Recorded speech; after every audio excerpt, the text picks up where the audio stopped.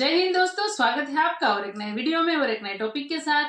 IMF को अपनी जुबान से पलटना पड़ा।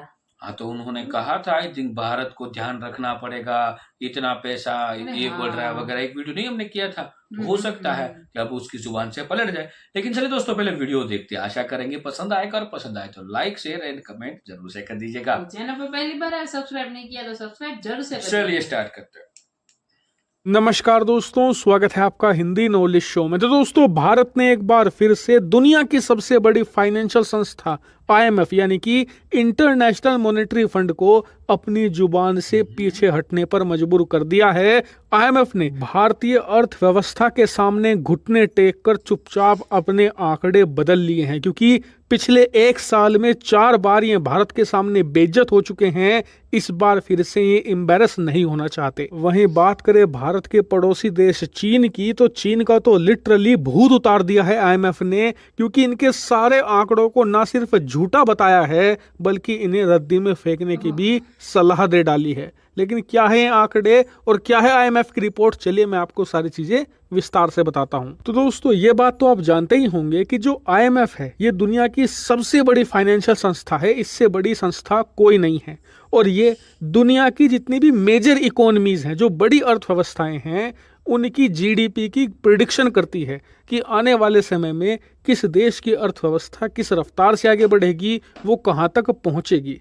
तो पिछले साल आईएमएफ ने कम से कम 4 बार भारत की अर्थव्यवस्था को लेकर भविष्यवाणी करी थी कि साल 2023 में भारत की अर्थव्यवस्था इस रफ्तार से बढ़ेगी या फिर उस रफ्तार से बढ़ेगी। लेकिन आपको याद ही होगा कि चारों बार आईएमएफ ने मात खाई थी, क्योंकि ये बताते थे कि भारत की अर्थव्यवस्था कभी 5% बढ़ेगी, कभी 6%, कभी 6.5%। लेकिन जैसा कि आप जानते ही हैं कि पिछले एक साल में आईएमएफ की हर एक भविष्यवाणी झूठी साबित हुई, क्योंकि आईएमएफ की जो भविष्यवाणी थी उसे भारतीय अर्थव्यवस्था ने, भारत की जीडीपी रफ्तार ने बुरी तरीके से बीट किया। जैसे कि लास्ट आंकड़ा ही देख ले, आईएमएफ ने कहा था कि जो पिछला क्वार्टर गया है यानी कि अक्टूबर, नवंबर और दिसंबर का महीना, इन 3 महीनों में भारत की जीडीपी रफ्तार 6 से लेकर 6.5% रहेगी। लेकिन हुआ क्या, इसका बिल्कुल उलट।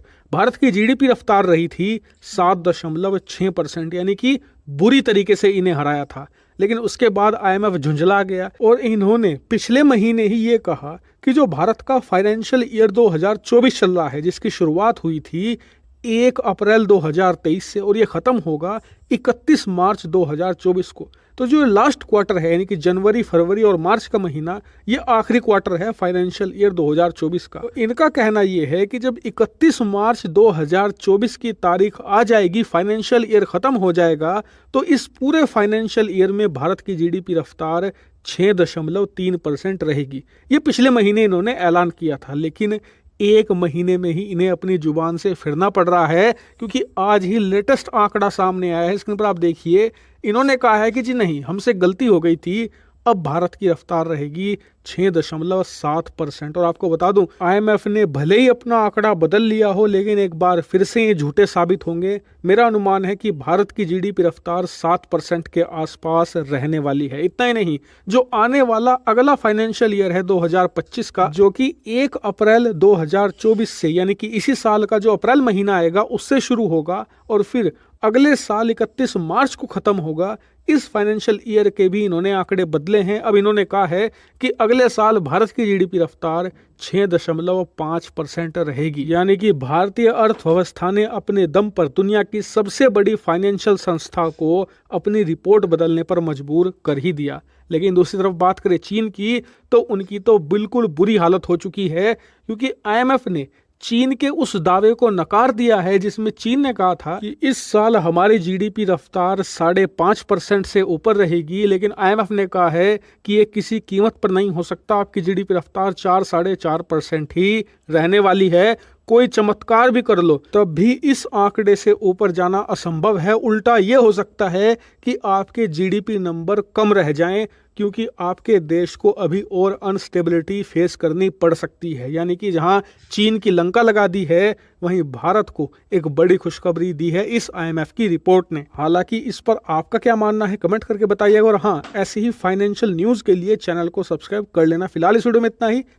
थैंक यू दोस्तों, वीडियो को यहाँ तक देखने के लिए। चाइना आईएमएफ जो भी बोले, लेकिन मेरा जो अनुमान है, मैंने जिस हिसाब से, देखो मैं तो कोई अर्थशास्त्री हूँ नहीं, या तो मैं कोई क्या बोलते हैं इतना मैथमेटिक्स नहीं जानता हूँ, ना मैं किसी की जीडीपी की बात कर रहा हूँ, लेकिन जो मैं मानता हूँ भारत में जिस हिसाब से, जिस स्पीड से हम काम कर रहे हैं और जिस स्पीड से बदलाव आ रहे हैं देश में, ये मैं इतना जरूर कह सकता हूँ कि पिछले 20 सालों में हमने ऐसे बदलाव कभी नहीं देखे हैं।